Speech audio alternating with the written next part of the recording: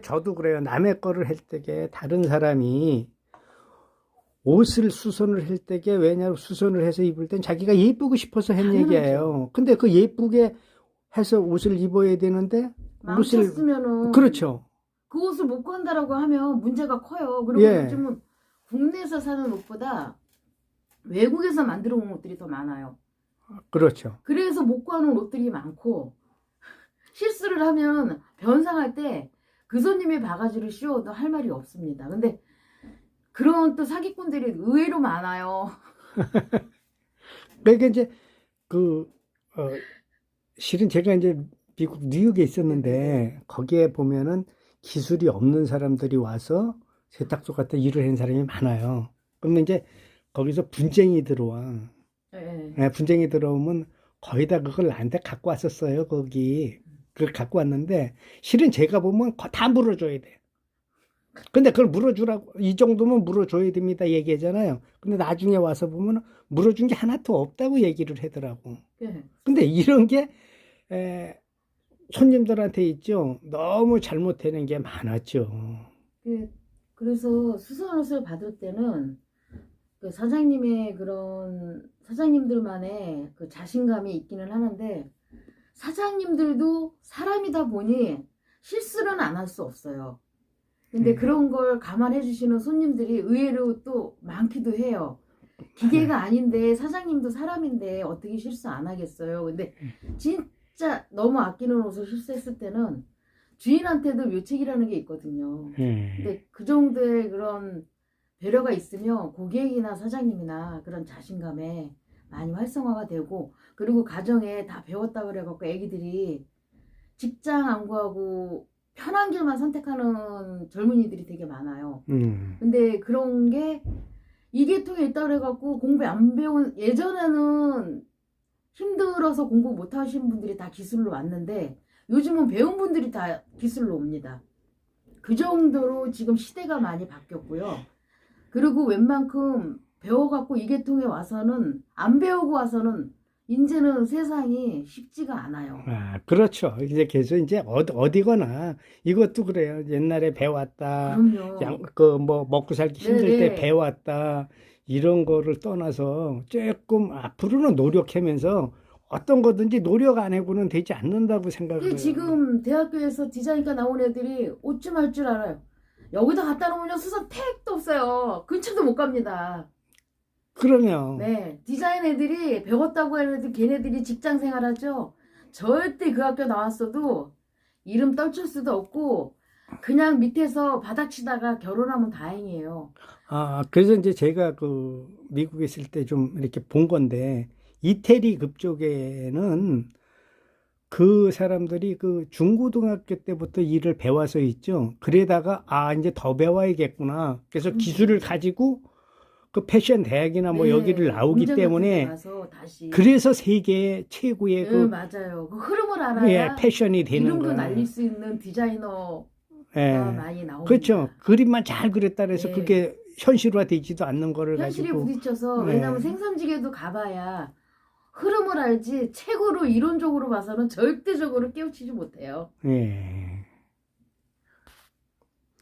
그런 거를 가지고 많이 감안을 해야 되고 이제 그럼요. 근데 그 수선도 그래요. 수선도 이제는 옷을 가지고 남의 걸 이렇게 줄인다 이런 입장만 가지고 하지 그리고 않고 유일하게 전체적으로 기계가 만들어내는 자동도 되게 많고 음식도 그런 게 많잖아요. 예. 근데 유일하게 수작업으로 가야 되는 품목이 예. 신발하고 가방하고 의류입니다. 예. 수선도 네. 예.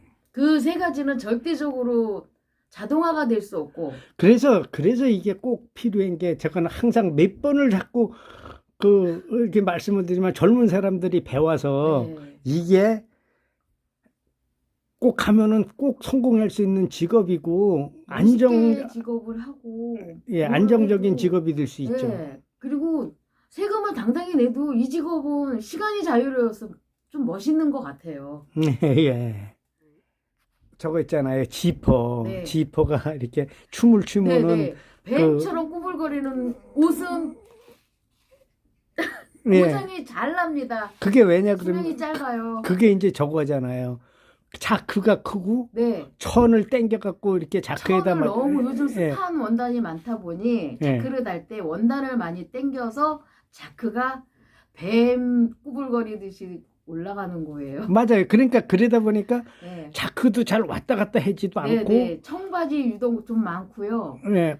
또 잠바 같은 것도 그런 게 많아요. 그러니까 밑에서 땡겨 갖고 억지로 네, 올려놓고 네, 네, 네. 이래다 보니까 달래서 올려서 입지 않으면 예. 성질 급한 사람은 그냥 수명이 단명이에요. 예. 단명. 그 뭐 자크 이빨도 네. 나가고 그저 네, 이렇게 네, 네. 뭐 많이 그랬는데 그런 게 그 원체부터도 잘못된 게 많다는 거잖아요. 세고 때부터도.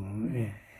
수선을 해서 돈 버는 것도 있지만 그런 옷이 잘못 나와서 그랬을 때는 손님들한테 저 같은 경우는 좀 설명을 해주면서 고쳐요. 그래야 네, 손님이 맞아요. 이해를 할 수 있고. 예, 맞아요. 그러니까 그게 그 그래서 기술이 손님들이 있는 되게 좋아하세요. 깃는 사람들이 있어야 돼.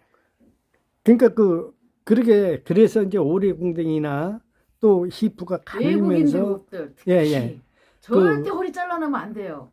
그러니까 그 뭐야 특히 흑인 애들 같은 경우로 네, 허리 보면은 자르면 안 돼요. 허리에서부터 힙 고기가 네, 너무 절대 자르면 안 짧아갖고 돼요. 예. 예. 안 맞아도 허리가 커서 안 맞아도 자르면 안 돼요. 장치하는 방법이 있습니다.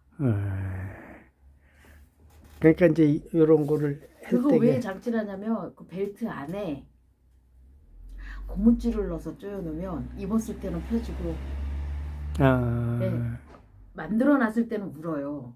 근데 입었을 때는 걔가 펴지면서 허리를 딱 감아줘. 입고 벗고 불편하지 않아요. 허리 전혀 칼질도 안 하고. 아니 그러니까 그런 거는 이해가 가더라도 또 어떤 게 있냐면 사람들이 있죠. 그걸 만드는 방법 같은 거를 잘 모를 수도 있고. 그러니까 그러니까 넣는데 고무줄이 종류별로 어마어마하게 많아요. 그렇죠. 그러니까 이제 그런 걸 갖다 넣는 거 이런 거를 앞으로 이제 이걸 찍어서 올려주면은 그 사람들한테도 도움이 되고 또 이렇게 그 선생님처럼 여러 가지로 이렇게 할 수 있다 그러면은 또 이제 젊은 사람들이 저는 이거 보고 와서 배워갔으면 좋겠어요.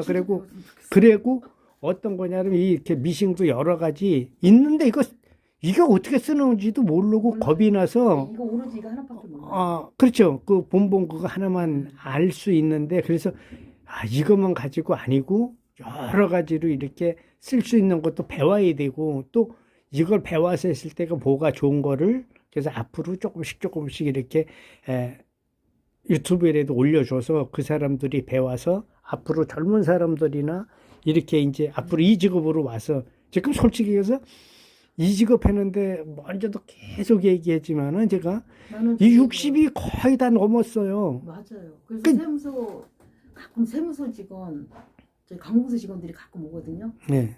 그러면 지금은 얘가 영세민 사업이에요.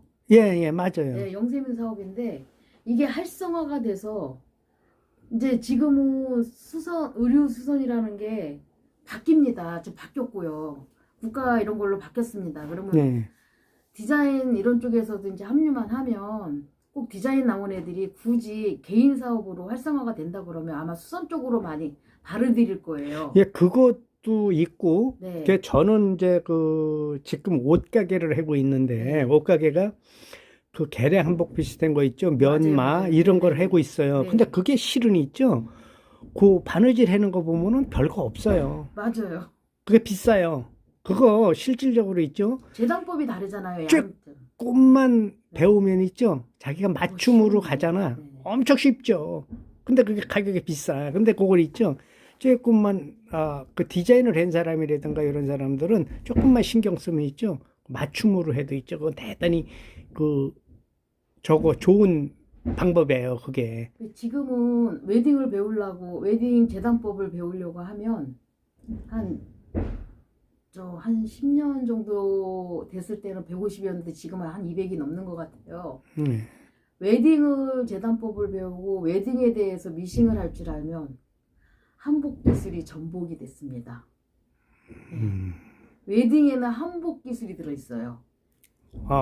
웨딩에. 네.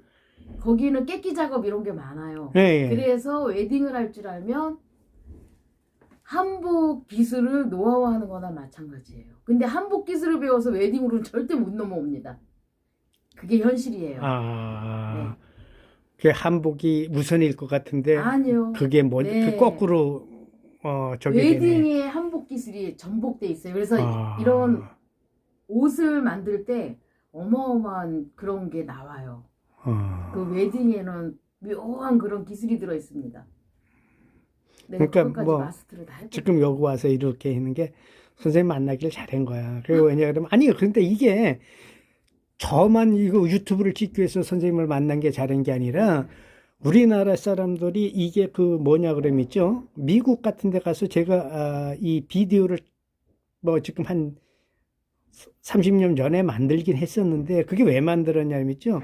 미국에서 좋은 직업이에요. 네, 바느질이. 기술이 예. 진짜 그리고 또 한국 사람 기술자 잘 만나면 어마어마한 숨은 기술이 펼칠 게 너무 많아요. 예. 근데 우리나라 사람들이 좀 많이 좀 그런 쪽으로 눈을 떴으면 좋겠어요.